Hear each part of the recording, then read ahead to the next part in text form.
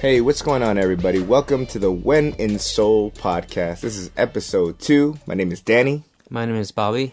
Last week we talked about getting to Seoul. Now we're going to talk about more fun things like drinking in Seoul. Drinking culture in general. Yeah. For those that don't know, Seoul is one of the best places. If you enjoy booze, Seoul is a place where you should be drinking. Korea in general. I love drinking so much. I'm a liquor store baby. I was born and raised in a liquor store pretty much. And so I love the booze. Unfortunately, I got gout at the age of 27 because of it. But yeah, man, booze is so... It's dangerous, but it's so good when it hits your lips, right? Also, Korea is a place where it's a 24-hour culture if you want it to be. Yeah, for drinking. There is no cutoff. Like in LA, it's 2 p.m. Right? I mean 2 a.m. Right? 2 a.m. Legally, you cannot buy alcohol. In Seoul, you can buy it 24 hours. I guess as long as they're open, and a lot of places are. Yeah. I mean, dude, you can go to the convenience stores, like the 7-Elevens or whatever. Yeah, they don't stop. There's no hour where they have to stop selling alcohol. Like in the States, they lock up those sections of the convenience store. You can't buy booze at a 7-Eleven after 2 a.m. Yeah. Right? But not in Korea. Right. In New York, it's a little different, but yeah. But... I think it's 4 a.m., right, in New York? Or is it 3? No, there's no cutoff there. Oh, really? Too. So New York and Seoul has a lot of similarities. Nice. If you guys don't believe me, Euromonitor did a study, and it says that South Koreans drink 13.7 shots of liquor per week on average, which is the most in the world.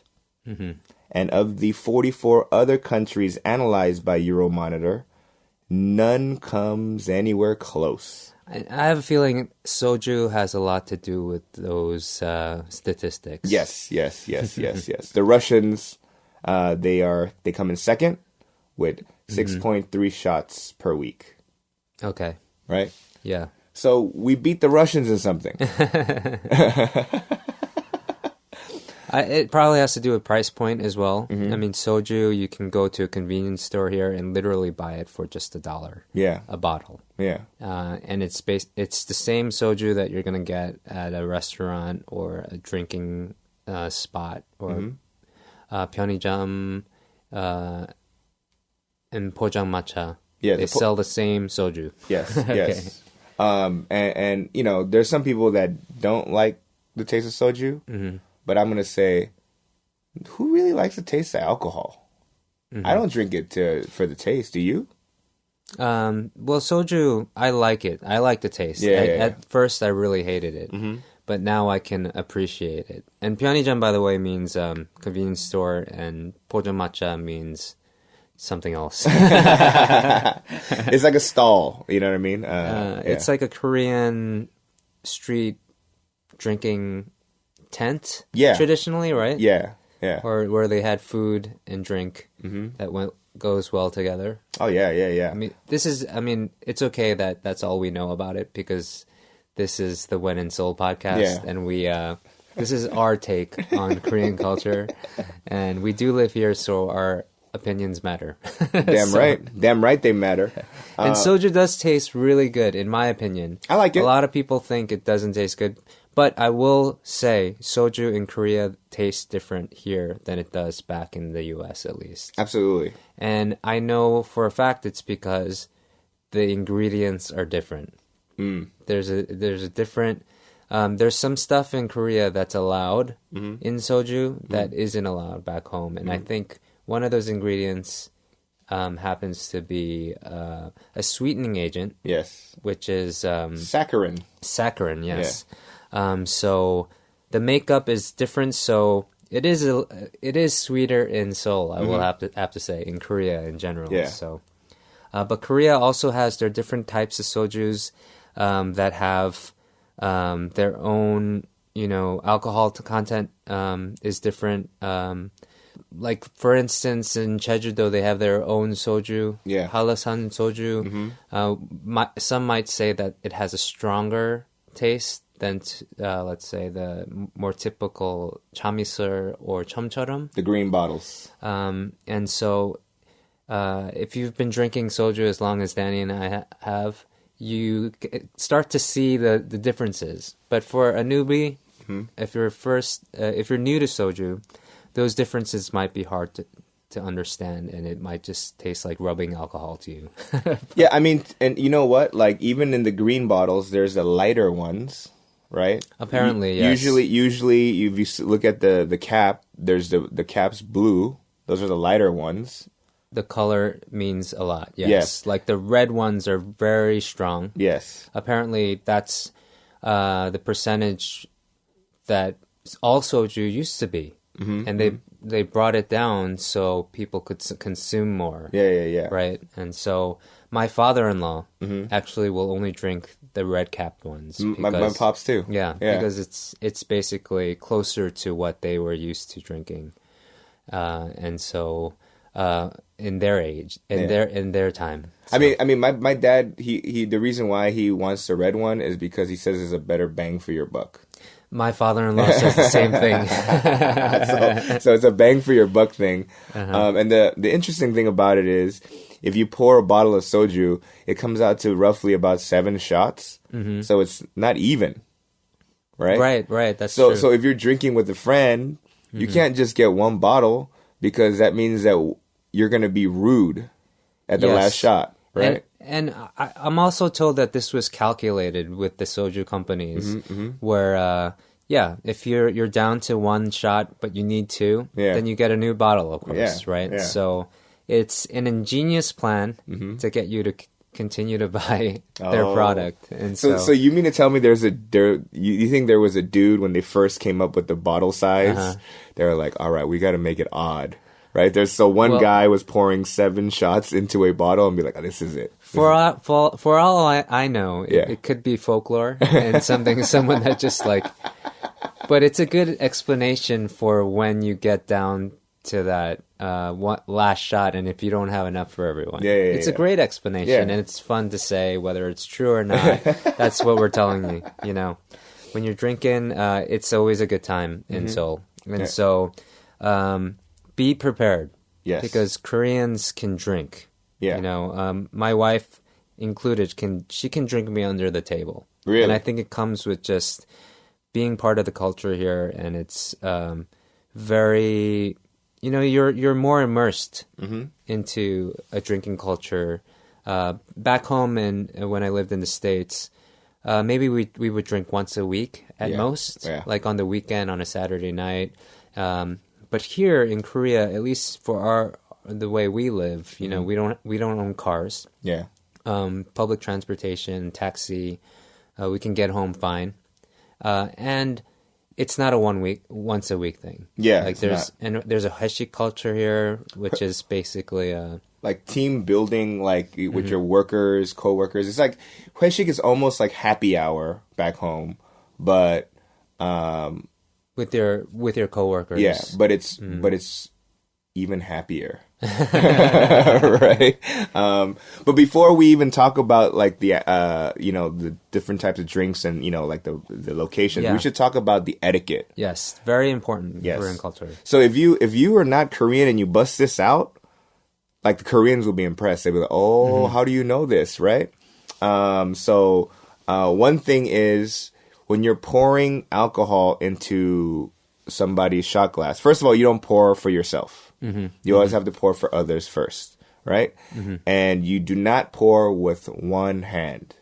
You should pour with 2 hands. Depending, everything depends. Yes. So you can pour with one hand if they're younger than you, or if they're close to you and younger than you, right? Or if you are just really close. Yeah. Right? Yeah. So, all right. But, I mean, for a non-Korean, just go with 2 hands. 2 hands, that's the go-to. It's safe. Even if they're younger than you, it's a good respect thing. They'll be like, oh, wow, this guy knows, right?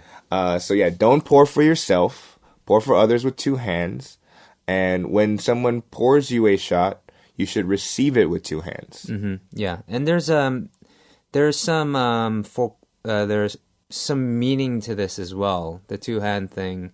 Apparently, back in the days when Koreans were wearing hanboks, I guess this is what I heard. I don't know. Maybe you could validate it, but like when you're pouring, your sleeve could get in the way. So like you would move you would hold one hand, your other hand, to get your sleeve out of the way. And so it wouldn't get in the way. But it was, I don't know. And then it just caught on to when sleeves were eliminated. They just kept the culture going. So this guy's wearing a wife beater, bro. Where's his sleeve? And also, if you are drinking with somebody like older than you, it would be proper for you to turn your head away when you're downing the shot. Yes, very important. Yeah. When I drink, for instance, with my in-laws, that's always the case.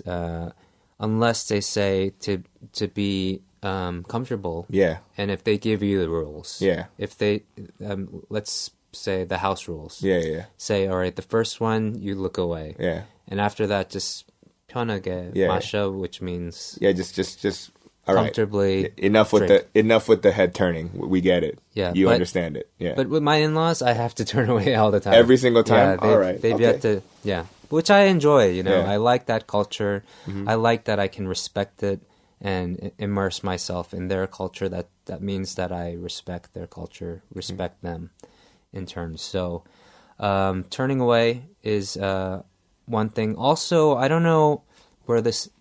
Also, when you clink glasses, like I've noticed that getting your glass underneath theirs in terms of height, like that also is a sign of respect. So you wanna clink your glass below theirs. Okay.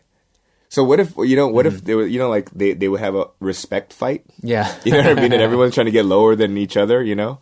I think it's very much the thought that counts. So.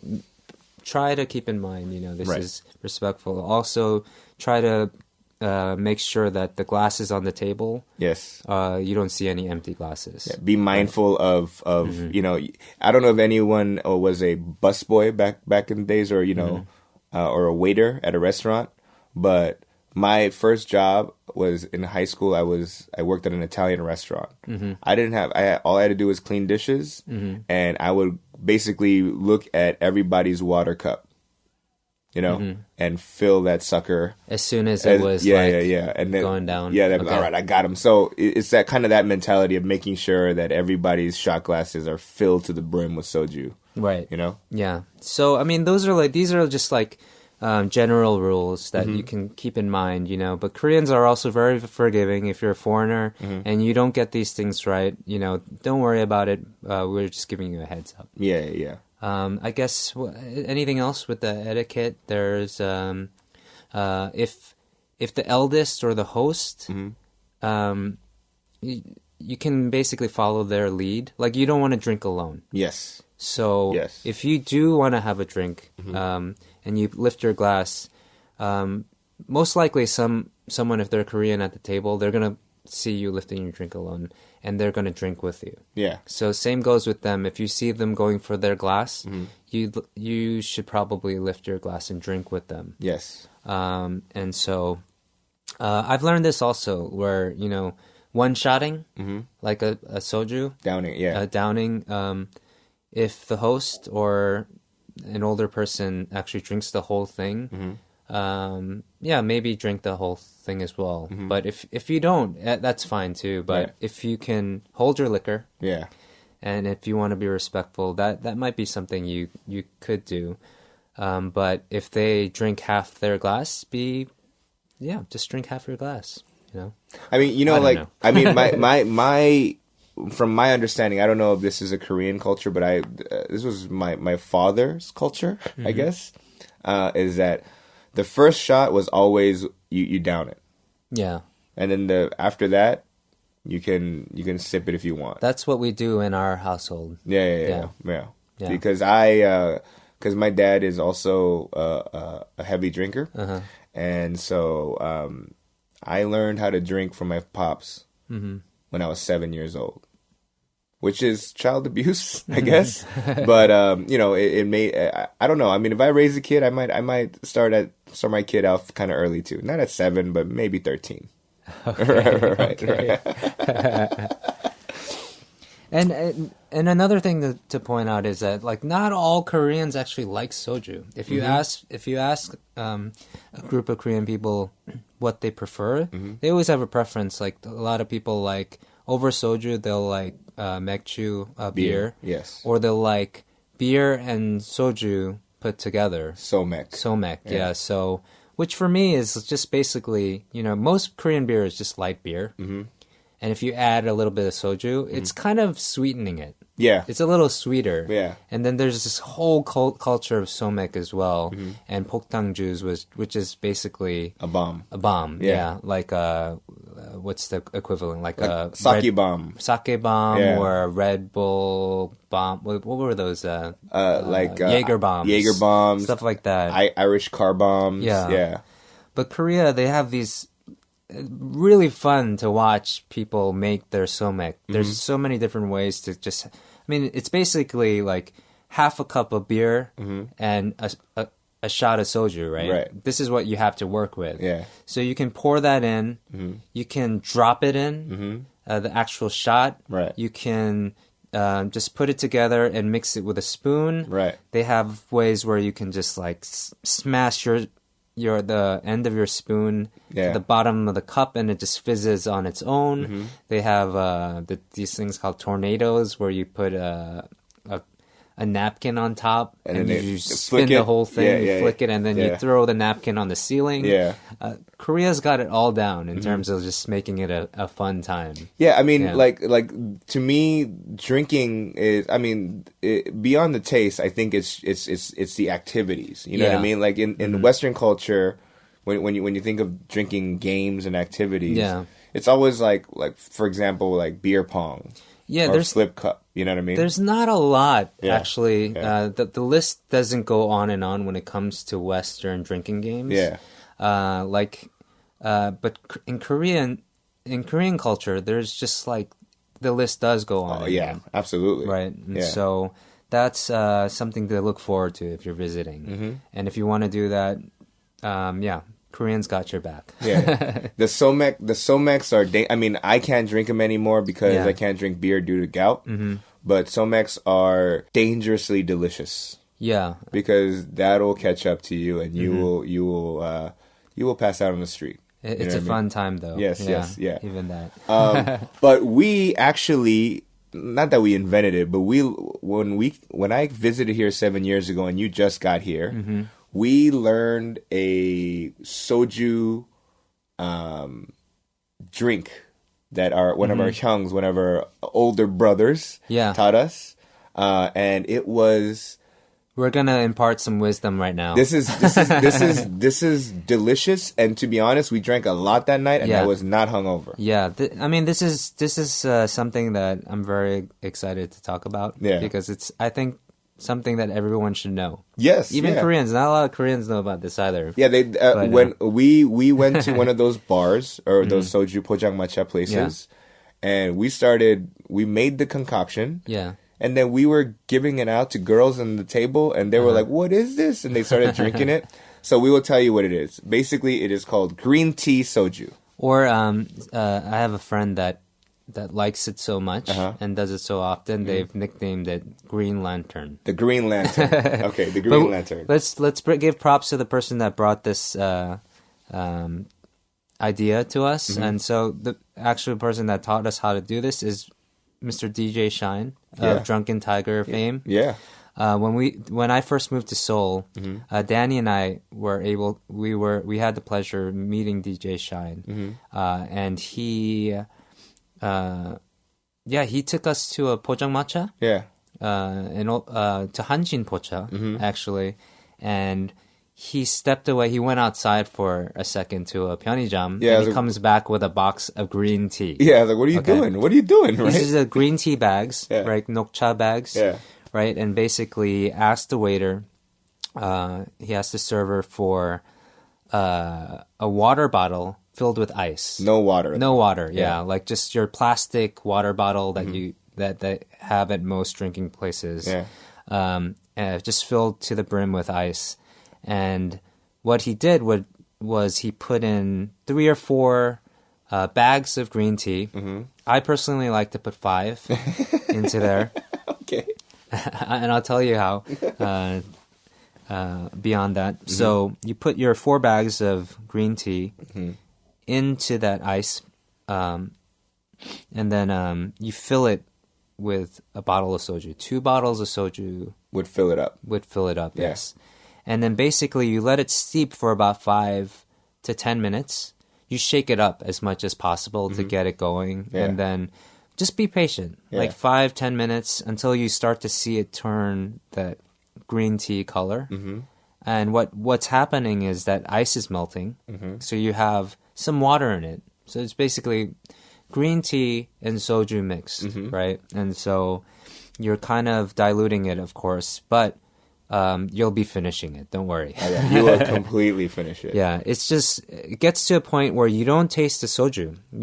You're having cold green tea. And so, but the effect, you're still getting like drunk. You'll get buzzed. Or you're getting buzzed, I'm sorry. And then so, the trick is once you get through that first batch, for every bottle, you add 1 more green tea bag. Yep. Right? And so this just keeps going on. And one of those boxes it's only like 1,000원 or 2,000원 for a box. Which is like $2. Yeah, and so you get it at any 편의점, at any convenience store, and you can get green tea package of like 25, I think, or in it. So that'll last you the evening, or you can take some home. Because if you need more green tea bags after 1 pack, like then you are a true champion. You are an animal. Well, if you get a chance to do this, try it out. Yeah. Wherever you are, you could probably try it out and back home if you're not even in Seoul. Yeah. It'll still work. And the reason why Danny was saying he didn't have a hangover is because you're basically drinking water at the same time because you're diluting it.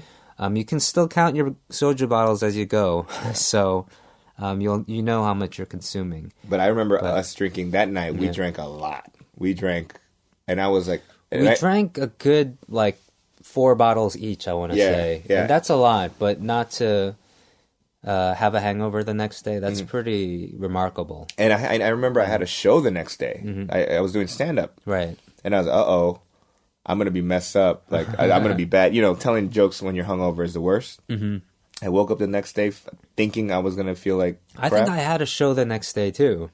Yeah, we were at the same show. Oh, right. I'm a musician. I realized I didn't really bring that up the last time we talked. No. I'm a musician in Seoul, and I'm a singer-songwriter, and that's how I make my living. I've been doing music now for a very long time, for about 22 years. So it's, Moving past that, this green tea soju concoction, please try it out. But don't forget, like, a big thing about soju is it goes well with food. Yes. And so make sure to pick your spot and make sure to enjoy what you order, right? In this case, we were having tongdak, like fried chicken, and chicken feet and too. Chicken feet, yeah, which is for my money the best anju is what they call it, right? Yeah. Anju, food for alcohol. Yeah. Is chicken feet. It's I better love than chicken feet. I don't want to even call it bar snacks or bar food. Yeah. Because I feel like it's doing the food an injustice by calling it bar food. Yeah, I mean, but right. If that's gonna make you understand what it is basically bar food. Now, for those that actually don't like soju or don't want to try soju, or you've had it and you had bad experiences, and you like beer, for example, there are also combinations. Like, there's something called chimek, which is a consolidated word of chicken and mekju. Yeah. Which is beer, right? Chicken and beer. Chicken and beer. So there are plenty of chicken and beer spots all over wherever the heck you're going to be at. Yeah. And Korean fried chicken, it tastes different than chicken back home. You know what I mean? For some of the people in the States, you guys think of like Louisiana style or Southern style fried chicken. Taste is different. The spices are different. But I do like Korean fried chicken a lot. It's great. It's like they brought it to a whole new level, and I would have to agree. I really love Korean fried chicken. Yeah. My favorite one, if I'm gonna give a quick shout out, is actually in Itaewon in Gyeongridan. There's a place called Friend Fried Chicken. Yes, which in English means friend fried chicken, right? Yeah. But they actually spell it out 후렌드. 후렌드. Yeah. Right? It's not called 친구 fried chicken, but that's my favorite. I mean, they do the double fry, which is basically a Dutch fry, right? And so I don't know. I don't know if they just keep a certain amount of that oil always in there, and they don't take it. They do just such a great job. It has like this dark finish. And it's just perfect. Oh, it's delicious with beer. With soju, it's just the perfect combination. And it's basically an old lady who's the sweetest old lady. Yeah.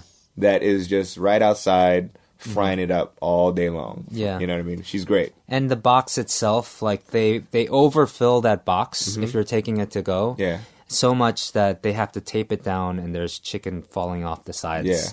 And so I love the portions are great and it's not expensive and it's good. It's somewhere...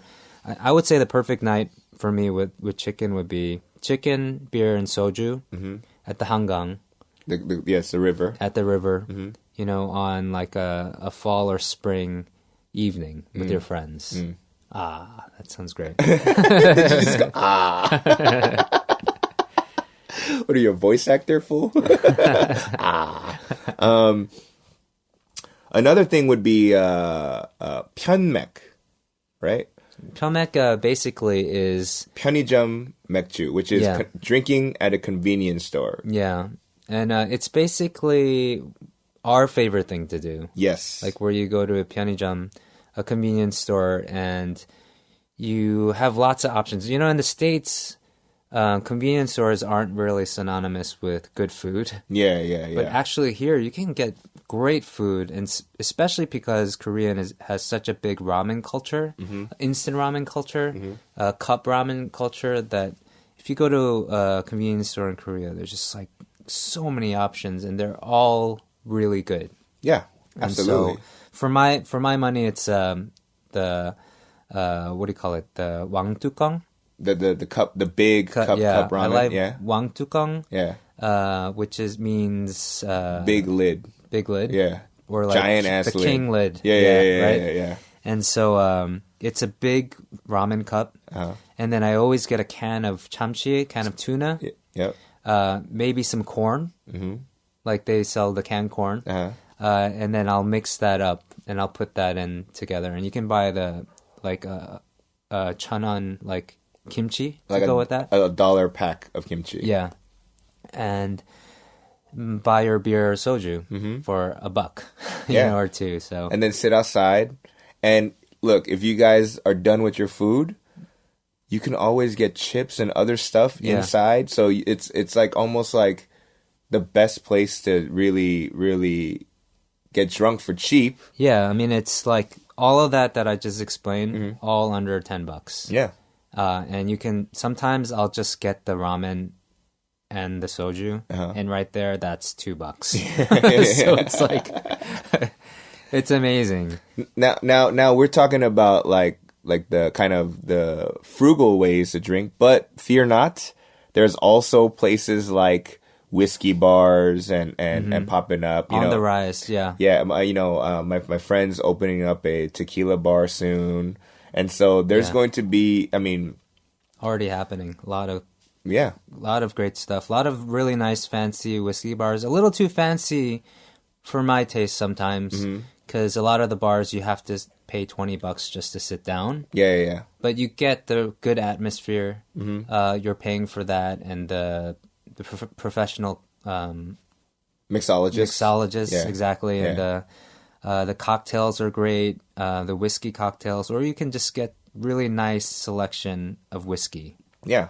Yeah. And then they're all over the place, from Gangnam to Itaewon to Hannam-dong. You see You see a lot of nice places popping up. Yeah. And if you're the type to go like clubbing, we said that they don't close. So Yeah. you know what I mean? So I've actually been to a club where I left the club at noon. Yeah, and those are like the after hours clubs, yes. right? Yeah. They have your normal clubs where you go like back home. Yeah. You go 11 o'clock, 10 o'clock, and then you get out at 2, 3 a.m. In Korea, it doesn't end there. Yeah. They have these after-hour clubs where you can go, and they do close at noon. Yeah. If you want, like, so it really is the city that doesn't sleep. I know New York has that title, but Seoul, I think, might have one up on New York. Yeah, I think so too. In drinking culture-wise. I think so too. Even in the hangover remedies. Yes. I would say Korea is king. Yeah. Like, you know...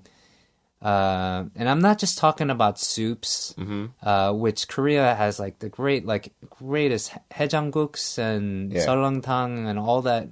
Even pho is like becoming really big here, or it already is very big here.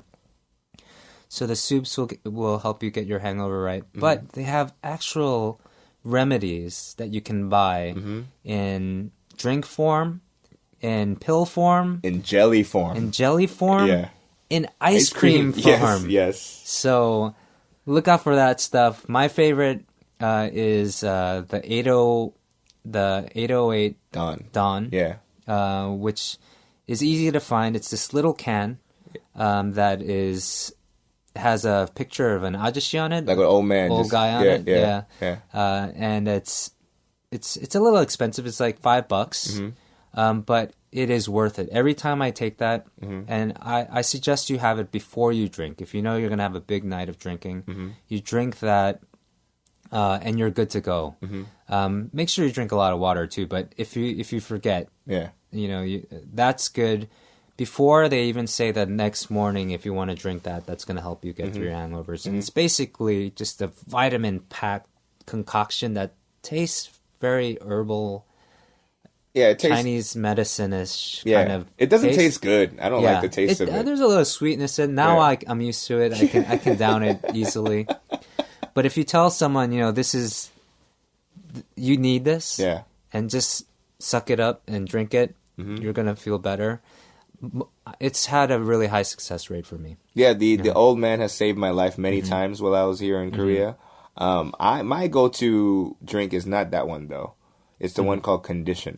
Condition, right? Right. That's another drink as well. Yeah, because it tastes better. You know what I mean? It does. It tastes like fruit punch almost. Yeah. And you know, similarly, you take one before you drink, and then you take one afterwards. And it's cheaper too. Yes. And it's usually they do like 1+1 on those. So when 1+1, when you go to the Penny Jums or anywhere you buy something, 1+1 means buy one get one free. Yes. Right. Or they do 2+1, buy two and get one free. Yeah.